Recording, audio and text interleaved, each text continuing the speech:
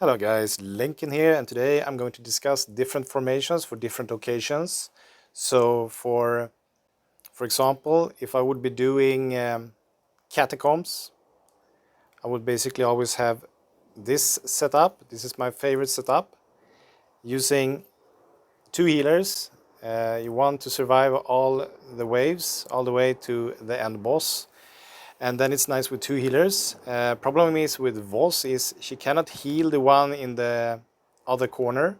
So having someone like Dr. Wolfgang who can self-heal is fantastic for this formation, especially if you have him with tank gear, and he will survive anything in that formation, healing himself up all the time and someone else as well. And I usually use this combination together with Daeva in the front center position, and then can you have Sadaharu, then you're set and good to go.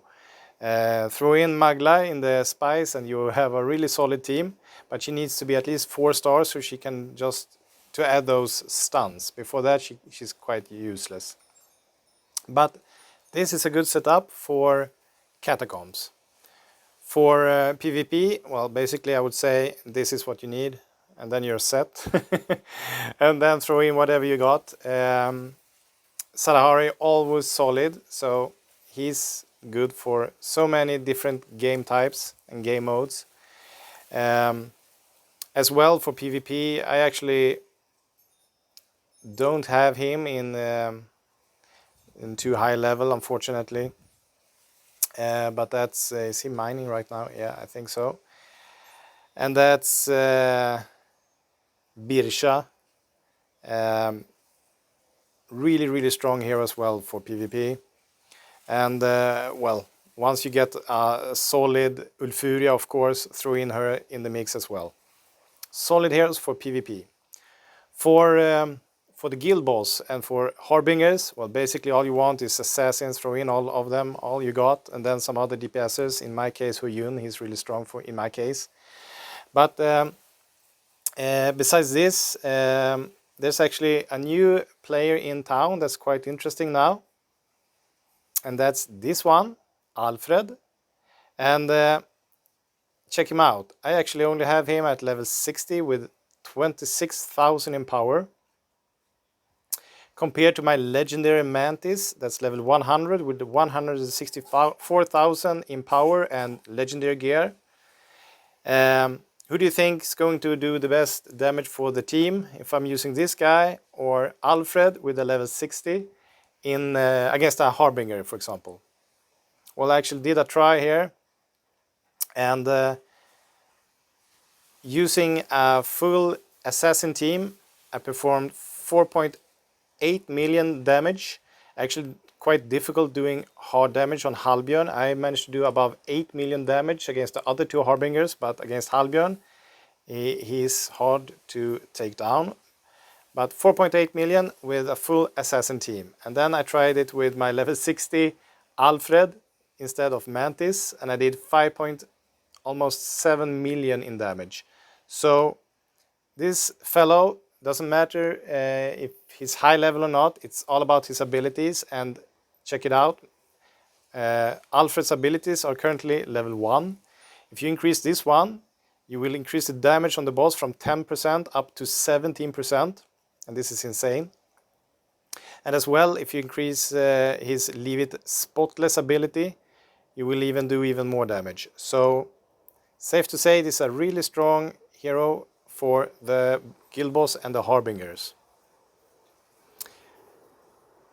I wanted to mention as well, we had a cross guild event, and it was actually divided into 4 brackets.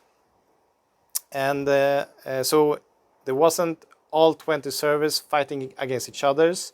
It was server 1 to server 6 fighting against each other, and then it was server 7 where I am located at, up to server 12.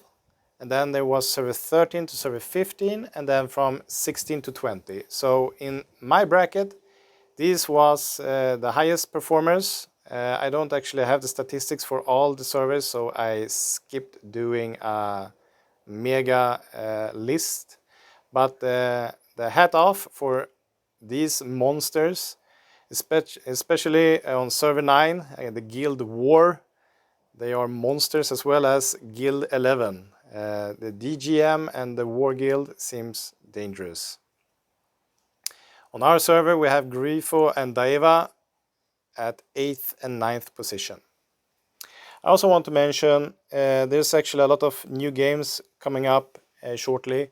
One of them being Diablo Immortal as well, and I just want to mention that I will actually keep doing what I'm doing in this game, but for the first weeks I think I will have more focus on Diablo, and then I will start going back to this game. Actually looking forward doing trying my different team compositions with my two I have two accounts basically fighting each other, but I need more end game heroes before I can do that. And basically they need to be 6-star for it to be interesting, and that takes time. But in a few months time I will actually have a lot of, hopefully, more team compositions where I can start fighting each other to see what works best in PvP. So I won't leave this game for sure, but next couple of weeks, once Diablo hits, I will have some more focus on that, I guess. And I want to mention two other games that just showed up as well. The next, there's a game named Ni no Kuni, and it looks quite cool actually, graphic wise. So it actually comes tomorrow. So if you are interested to check it out, you can do that. I might not play that game, but I figured once there's new games that's showing up, I will at least mention them, so you can, if you want to join, you can at least do it when they are new. And then I tried another game called Apex Legends, and that game is 4 days or 5 days old now, so quite new as well. And that's basically like Fortnite. So if you like Fortnite, you could try Apex Legends as well. Not sure I will play them, I will try them, but at least if you want to try new games, these are the ones showing up soon or already shown up. Until next time.